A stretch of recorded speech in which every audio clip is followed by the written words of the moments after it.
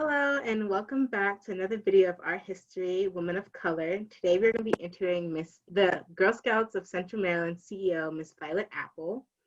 Now, a short bio about her is that Miss Apple has partnered with major corporations and funders to build programs to support in the delivery of girl leadership experiences, such as the Girl Scout Gold Award and STEM Initiative for Girls. In 2014, she became the Chief Executive Officer of Girl Scouts of Central Maryland. Prior to that, Ms. Apple served as the Chief Membership Services Officer for the Girl Scouts of Eastern Massachusetts and Chief Operating Officer for Girl Scouts in the heart of Pennsylvania. She was recently named one of the Daily Report's most admired CEOs. In February 2017, she received the Baltimore Teachers Union Women's Right Award, 2016 Maryland's Top 100 Women, Smart CEO 2015 winner, Circle of Excellence, Smart CEO 2015 Bravo Award winner, Racial Justice Award in 2007 YWCA, and Women Who Care Award in 2005. She is also awarded the Thanks Badge, which is the highest award given to Girl Scouts of the USA. It is an honor to have you here today. Thank you so much, and thank you so much for inviting me to do this. I feel quite honored. All right, first question. How are you? That is a great question. I think I'm doing pretty well. You know, this pandemic can beat you up a little bit. Yep. A little bit of everybody, I think, has felt beat up. I heard something this morning where people said people just feel fatigued over the whole pandemic thing. But I actually feel pretty good. I feel very hopeful. I feel like hopefully, you know, I know we have these ups and downs and things like that, but I'm a person who kind of looks out into the future, and I just think I'm holding out all of my hope that our future is bright. So I feel pretty good today. That's great. Okay, so I know that you were a Girl Scout when you were younger. Can you speak on your experiences? So yeah, I was a Girl Scout when I was I think it was a junior Girl Scout. That's when I first joined. I think it was probably fifth grade then.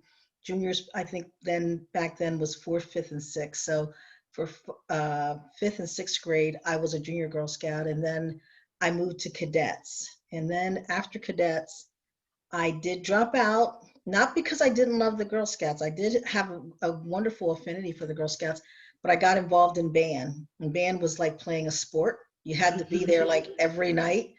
It was just so much involved, but I love my time in Girl Scouts. I was not the best badge earner, I will say that up front. I was more of a social person in Girl Scouts. I was a little social butterfly.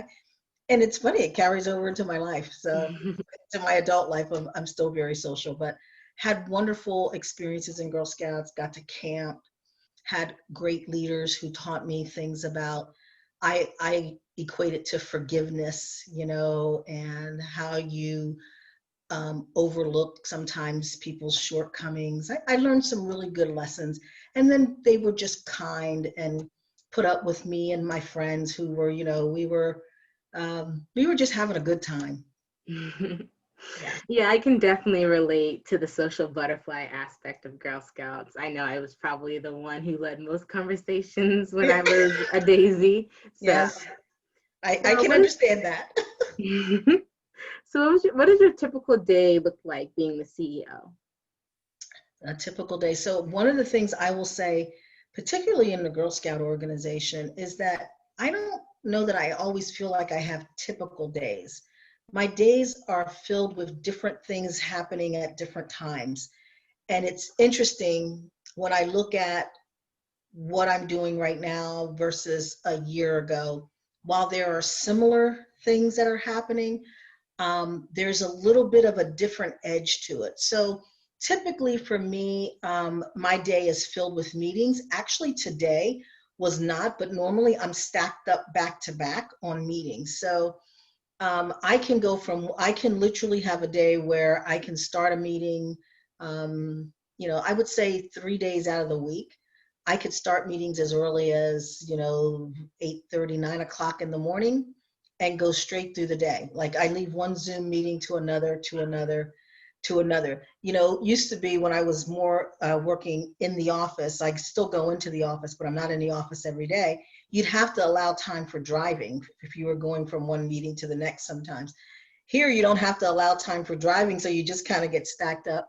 So there's meetings, and I'm meeting about a lot of different things. I could be having meetings about financial issues and things that we are facing in the organization.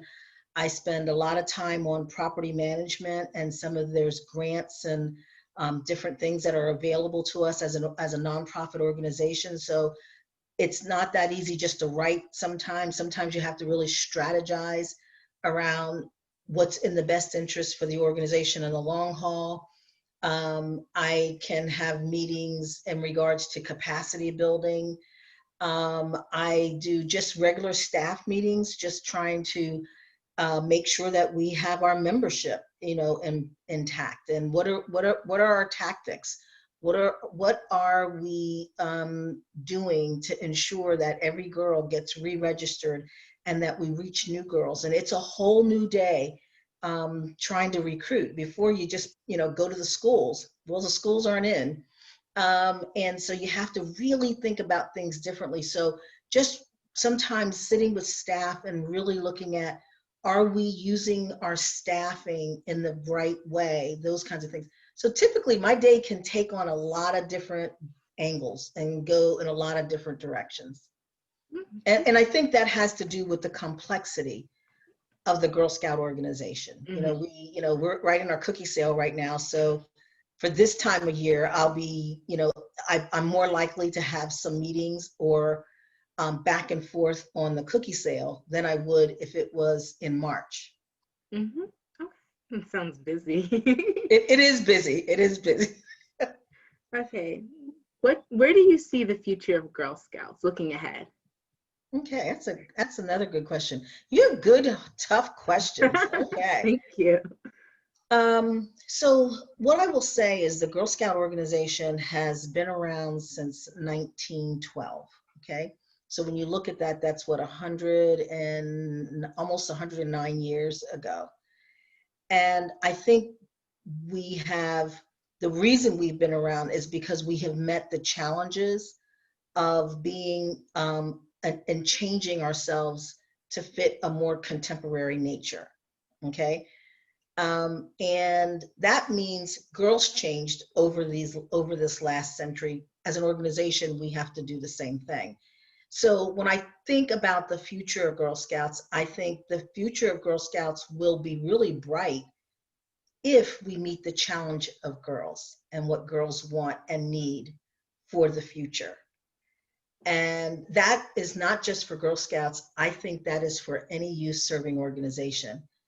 Our world has changed so significantly, and I'm a generational person. I look at the different generations and cohorts, and what I know about young people your age is that things mean you react deeply to what's happening in the world in a different way.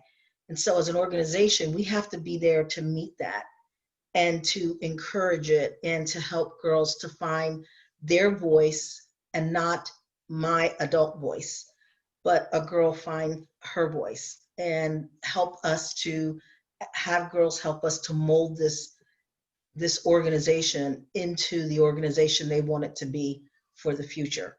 So doing that is really critical right now. And doing that, because I think as an organization, we're really taking this seriously. I think our future is solid, and I think we'll go solidly into the future. That doesn't mean we're not going to have bumps and bruises. We are. A lot of organizations are. I think we'll have some bumps and bruises, but I think we'll come out in the future doing just what we've always done for girls, and that is ensuring that they're first in the organization and that they're in the lead position. Yes, I know, definitely thanks to Girl Scouts. I would consider myself like shy when it comes to public speaking. And I feel just being in Girl Scouts definitely gave me more of the comfort level to speak out on issues that I'm very passionate about, which I'm very thankful for. So I know you've worked with programs that center on incarcerated girls in juvenile detention centers. Could you go a little bit more in depth in the work you did specifically? Okay. So I've worked with the Girl Scouts for more than 30 years. So my early, longer than you've been alive, way, way, way longer than you've been alive. So even in my early days, trying to get these programs up and running was when I was in Pennsylvania. And then we had a Girl Scouts Beyond Bars program when I moved and lived in Massachusetts. Worked for the Boston area Girl Scouts. And then when we came here, I got to work with the program here. And the program here is where the Girl Scouts Beyond Bars actually started. It was created right here in Central Maryland by a group of judges who saw a need and wanted to put together a program where girls would have that connection with their mothers who are incarcerated. So, what I know, I when I say I've worked with the program, I've been more on the administrative side of things, in terms of making sure that we have the funding to run the programs, because they're more expensive than a typical Girl Scout program. But what I have seen is we celebrated our 25th anniversary here, had an opportunity to go into the prison with the girls and the moms and to see the program really in action and to interact with the moms and interact with the Girl Scout leaders who run the program. And I have to tell you, it was one of the most powerful experiences I have ever had in Girl Scouts, because what you see and what was really important was that bond between the mothers and the daughters, and why it was so important to the women who were incarcerated, and that having that ability to have that relationship, as well as the bond with the young girls. We have a video. It's a YouTube video you could go to and look it up. It is just and what it does is it shows the day that we were there, and that's how it typically is. And so I think programs like this are very, very important, because it's easy for this to be a group of girls who gets lost in the system that no one is really thinking about.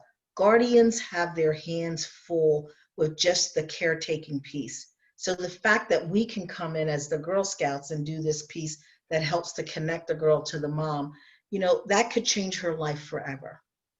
And that's the level of impact I think I want to have on an organization when it's all said and done and I retire. I want to be able to look back and say that that was one of the types of impacts that I had, was ensuring that a girl had that connection. It's no different. Well, it is different, but it's kind of like also ensuring that moms who are Girl Scout leaders, these are not moms who are incarcerated. I'm talking about just that have that ability to have that connection with their daughters and other girls. I know that was really a long way to say this, but it really makes you think about how you really serve girls and them and what they really need. Mm-hmm. Yeah, so I know you spoke on the mother and daughter bond, and I know there are some people out there that see mothers who are incarcerated as horrible parents, and they don't deserve to see their children. How would you respond to them if they said that? I was invited a few years ago to be part of a presentation that was done at the White House. This is when President Obama was still in office, and they were doing this presentation about women who had been incarcerated. And you really get a very, very different experience. Again, I sat in the audience with women who had been incarcerated, and they talk about the fact we have to think about incarceration, I think, from a whole different perspective. We have mass incarceration that has affected generations of African American males, and now starting to affect generations of African American females. And for sometimes what I saw were nonviolent crimes where women were taken away from their children. Now, the significance of that, I'm not suggesting that if people do a crime that they shouldn't, that there's time that's going to be involved. What I'm saying is we have to think about this from maybe a little bit of a different perspective, because if I forget what the stats is, but it's a very high stat percentage of women who are head of their households. So when they are taken away, it's not just a punishment for the moms, it's also a punishment for those children who lose that stability. And I got to meet a woman who, it really actually gave me a moment of pause. She had 3 children. She was beautiful, beautiful children. And she was incarcerated for 9 months. Her life was taken away from her for something that she did. She admitted to doing those, but she was also kind of, I would say, manipulated. It was not just all her. I'll just put it that way. And it made me think about the fact that those 9 months, it was 9 months to a year. She wasn't sure if she was going to be getting out, but what the damage that did to her children emotionally. And it was a nonviolent crime. It was for something kind of like bad check writing and all this other kind of stuff. I don't know what, maybe it was more like, I shouldn't say that. I don't know exactly 100%, but I do know that it was nonviolent. And I just wondered about the incarceration piece of that, whether or not it would have been better for her to have, to be, have what they do when they do their time from home. Now, that's not my job. I've run the Girl Scouts. I'm not in the judicial system. And so for me, I think about all of these things because I'm always thinking about what is the impact on children. And when I look at the judicial system, I'm not sure that I feel that all of the sentencing that has been passed down has been fair and equitable. And when I look at our particularly children of color, they have been affected by sometimes that inequity in sentencing in a disproportionate way. And while I am not advocating, like I said, that there shouldn't, I'm not a person who's out here saying there shouldn't be this or there shouldn't be that. When you have a program like this, it makes you think about people from a different perspective. It's more personal than it is just to say, oh, this person is a bad person. It's a lot more complex than what we realize. So, I'm very thoughtful around it. And so from my perspective, my job from the Girl Scout perspective is really to think about what is it that I can do to affect my little sphere of influence. And if my sphere of influence is girls, then that's what I have to do. What can I do to affect and help children at that age? So that's where I come from. Yes, I believe that was very beautifully said. Yes. This is to our viewers out here that we are now going to be shifting onto the topic of people of color in the workplace. Okay. So, why do you believe there's important for there to be diversity in the workplace? Okay. Again, another fantastic question. Again, I've been really, I've always been thoughtful around this. Early in my job, early in my days of work, I did a lot of work on pluralism and diversity and why it was important. But one of the things that is really important, if you just think about it from a business perspective, having a lot of schools of thought and people who come from different perspectives and think differently, bringing them together is really what helps to solve problems of the world. And it's absolutely essential right now for people who have not been at the table to be able to be at the table to help solve our world problems. So if we thought about it even from a little bit of a different perspective, I heard Mae Jemison, I always use this as an example. You had heard Mae Jemison speak a few years ago. Mae Jemison was the first African-American female astronaut who went into space. And now she works on this project called 1,000 Starships or something. I don't know it's a space program. And it's all about how do we get to kind of like Alpha Centauri, which is like, it would take in our time period, I don't know, it would take many, many years. Right now, with what we know in our technology, I don't know that we have enough technology to have people live long enough to be able to get there. So what she said was, from a STEM perspective, Imagine if we had all of these different schools of thought, people who thought differently, who challenged differently, who brought different schools of, thinking from a science perspective together, and we started working on this problem to get us to that planet. She says what we would do is we would solve, because what kind of problems would we have to solve?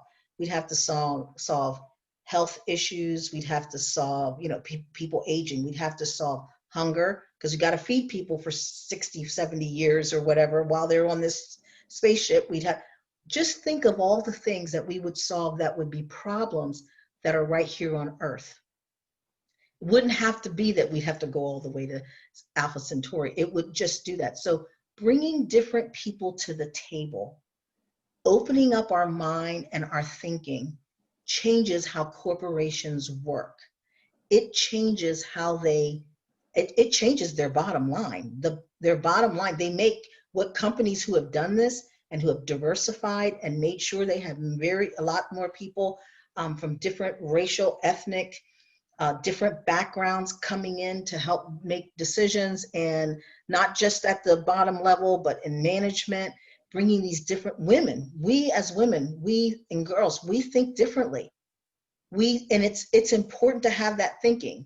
We build consensus. We do all of these things in terms of our thinking. We have other senses that we bring to the table that shifts how well companies operate and how businesses do business. And we have to really start thinking about that. There's so many things that get left on the table when we don't bring diverse perspectives into play.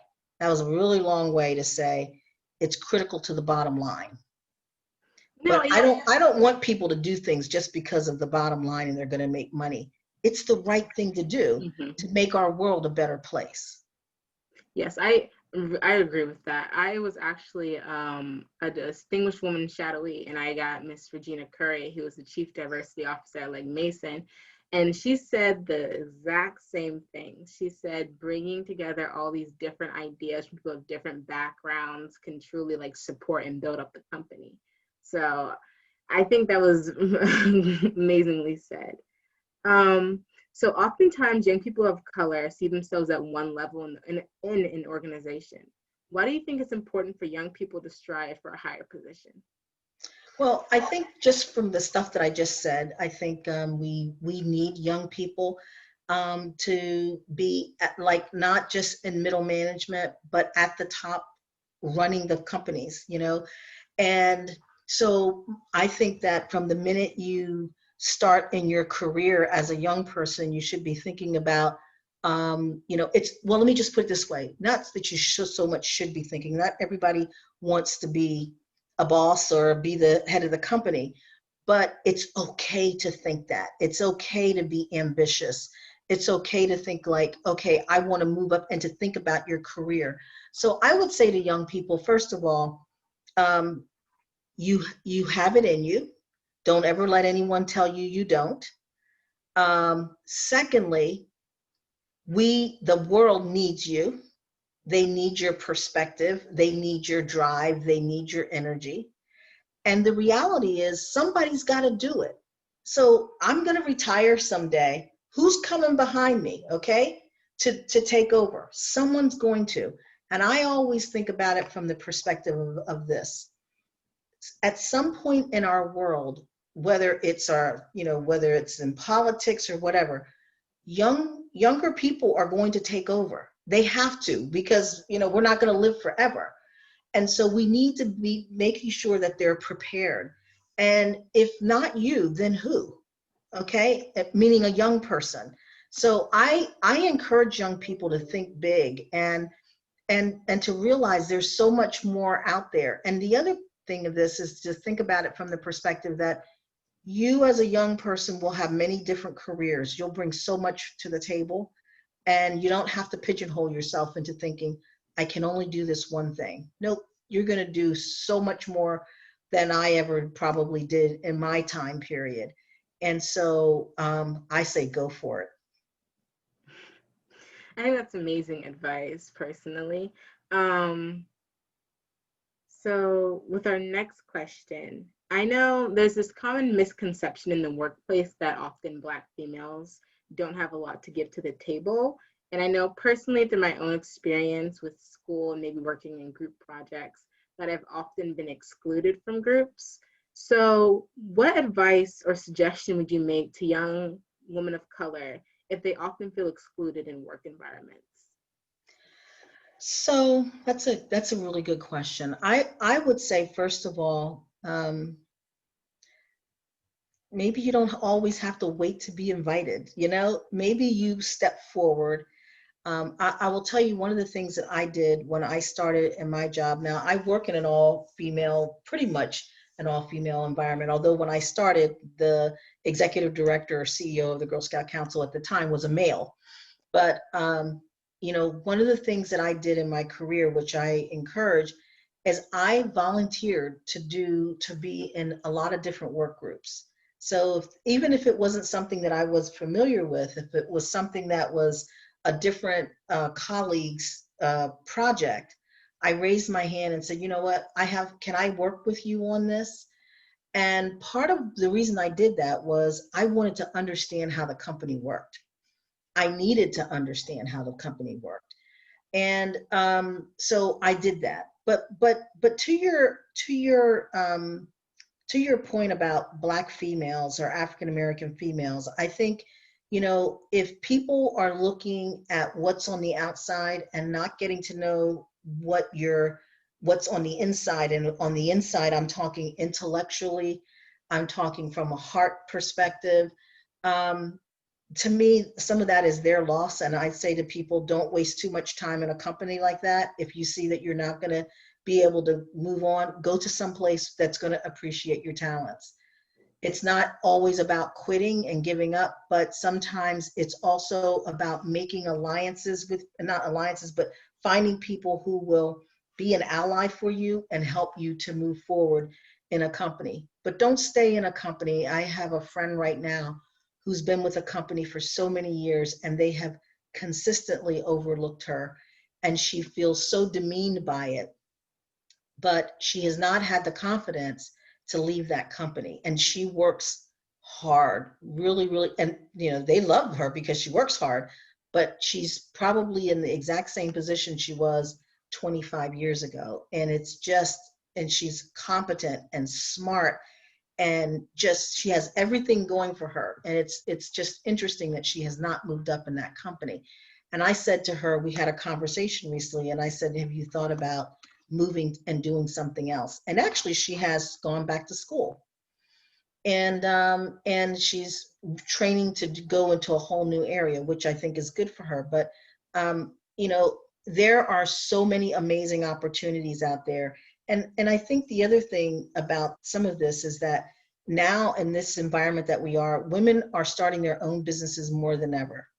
And that's another avenue that if it's not working at a company that you're in, think about the entrepreneurial piece of you and whether or not that would be something to do. And I have to tell you, you don't have to wait till you're older to do that. There are a lot of young people out here who have started their own companies and are doing quite well.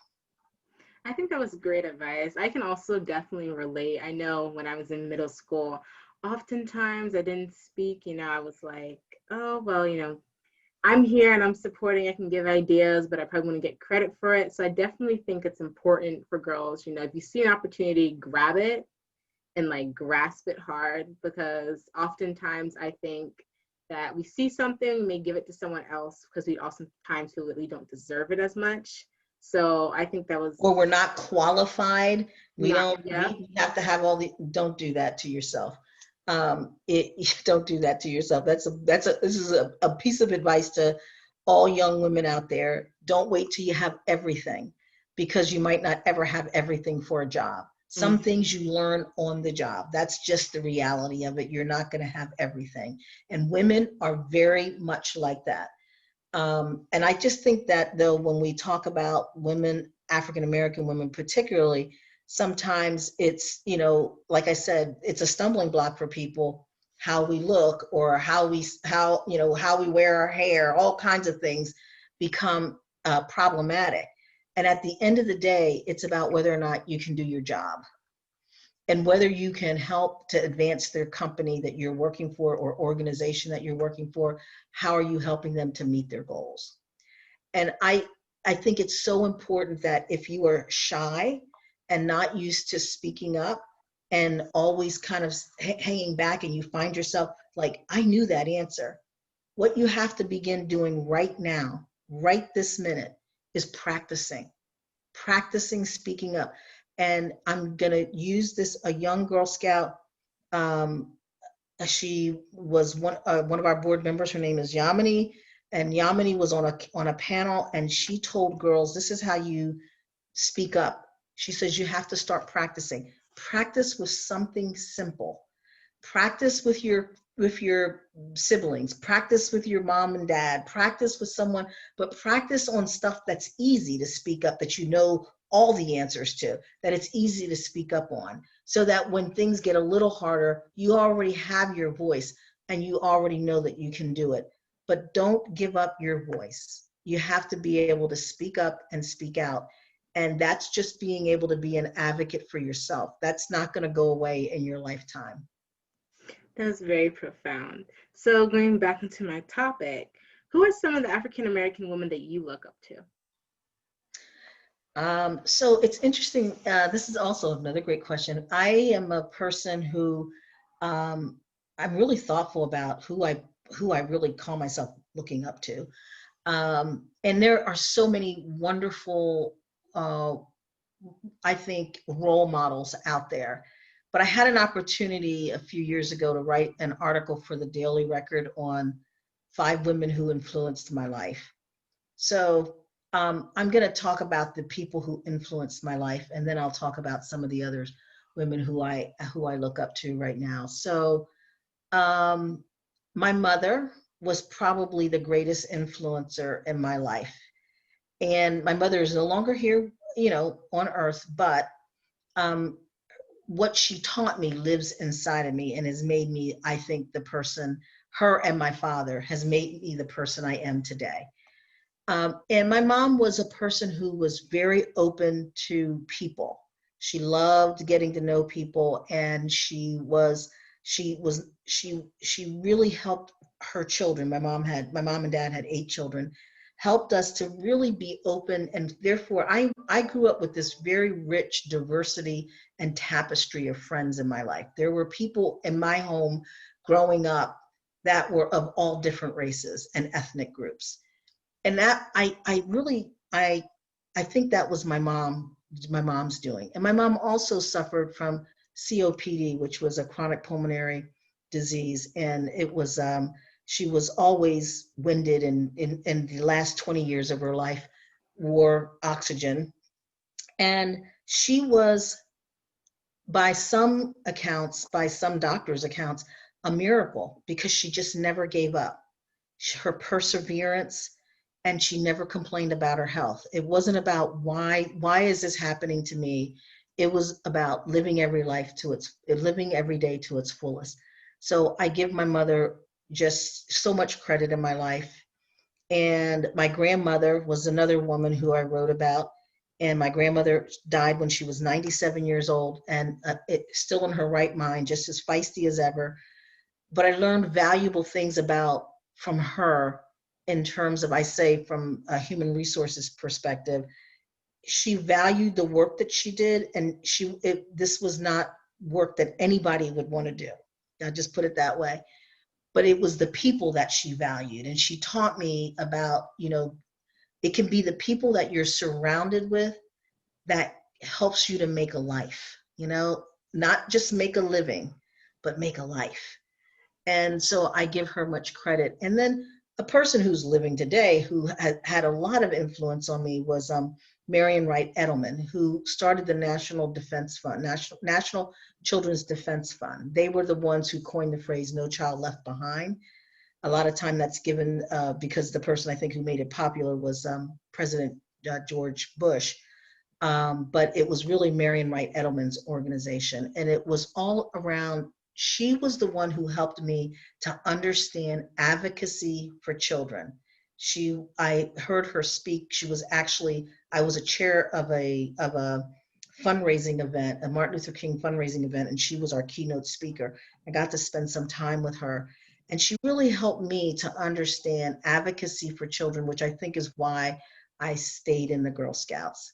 And so I give her a lot of credit when it comes to advocacy. And then, you know, I don't want to start really naming women, all the women today, because there are a lot of amazing women who are out here. But I love women who, you know, who don't allow anyone to put them in a box. You know, there's this fearlessness. I'm not talking about, it's just this fearlessness about living and about life, that I love to follow. But yeah, so those are some of the women I think who influenced my life, and then one influenced my life in different ways. All right. So, what is one piece of advice you can give the young ladies today that can help them prepare for their careers in the future? Okay. So one piece of advice I'd like to give is that I am a big proponent of going to school and getting your education and keeping yourself educated. And I'm a big proponent of lifelong education. Education doesn't start and stop with a college degree, okay? Or with a high school degree. It's actually lifelong. And so one of the things that I would suggest is that you start documenting now on a, just get a, you know, a rolling sheet of paper. Someone asked me to do this when I actually applied to be the CEO. And I thought, what? And they said, can you talk about all of like the trainings that you've had or all of the courses that you've taken? And I just thought this was like crazy. Like, what in the world? And a friend of mine says, I've always tracked that kind of information. No one ever told me that. No one ever said you should track that. So my point here is that when I went back and did that, because I what I did do was, which is a little, this will be a little insightful into some of my own kind of, I don't know what you would call it, quirks. I kept all of my date books. Back in the old days, we had date books where you wrote everything into your books before you got to Palm Pilots and then phones, you know. I kept all of them from way back, way back, okay? I went back and I went through those books and I started writing every course that I take, every training I went to, every workshop, every conference. And I began to see myself in a whole different way. I know this sounds really silly, but I did. I started to understand how I understood and used certain pieces of information, where I got it from, how it shaped me. So my point here is that you don't have to write every single thing down, but it's not a diary, but it is a way to track what you have learned over a lifetime, and then use it as a way to talk about what it is you know when you go into an interview, rather than go into an interview and say, I really like people, I'm a people person, I get along really well with people. No, you can really think back to much more specific things that help to shape your ability to work with people. So that would be a little piece of advice for me. I think that was great advice. I might go down and start documenting my courses while I'm still here.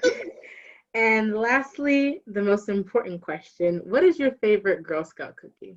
Ah, my favorite girl. Someone asked this question just like this past weekend. I had this question asked of me. And I think I said the Thin Mint is still my favorite cookie. But the truth is, I have my top three cookies. But I still love my mints. I love my shortbreads. And I love my caramel delights. And I really do like caramel delights, not Samoa's. Caramel delights. Those are the ones that those are the top three. But I think that Thin Mint remains number one for me. Yeah, I know for a while it remained number one for me, and then Thanks a Lot took over, and then I don't know what happened after that. So, Well, you're going to be disappointed because we no longer have Thanks a Lot. oh no, that's okay. We still have Thin Mints. I'll be okay. It's fine. So, to our viewers out there, thank you for listening and watching. I hope you all can go and take the survey afterwards and just give a thumbs up and subscribe. Thank you.